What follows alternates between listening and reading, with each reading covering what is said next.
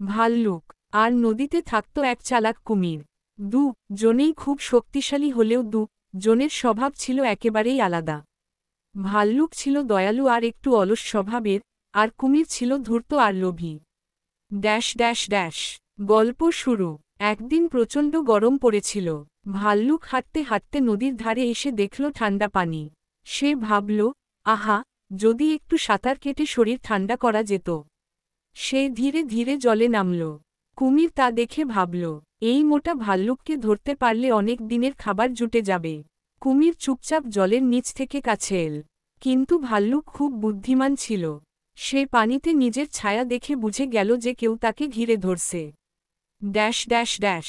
বুদ্ধির লড়াই। ভাল্লুক উচ্চস্বরে বলল, আরে নদী ভাই, তুমি কি জানো, আমি কিন্তু সাঁতারে খুব পারদর্শী। কুমিরকেও আমি হারাতে পারি। কুমির লোভ সামলাতে না পেরে মাথা তুলে বলল, কি বলছ? কুমিরকে হারাবে তুমি? তবে চলো প্রতিযোগিতা করি।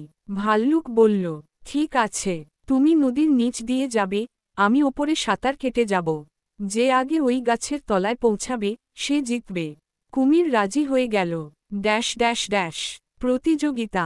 কুমির জলে ডুব দিল আর দ্রুত চলতে লাগল। ভাল্লুকও জোরে জোরে হাত পা চালাতে লাগল। কিন্তু মাঝপথে কুমির খেয়াল করল, উপরে ভেসে থাকা ভাল্লুক নেই। সে ভাবল, ও বুঝি হার মানল। কিন্তু হঠাৎ গাছের নিচে গিয়ে দেখে, ভাল্লুক আগেই বসে হাসছে। কুমির অবাক হয়ে বলল, তুমি কিভাবে এত দ্রুত এল?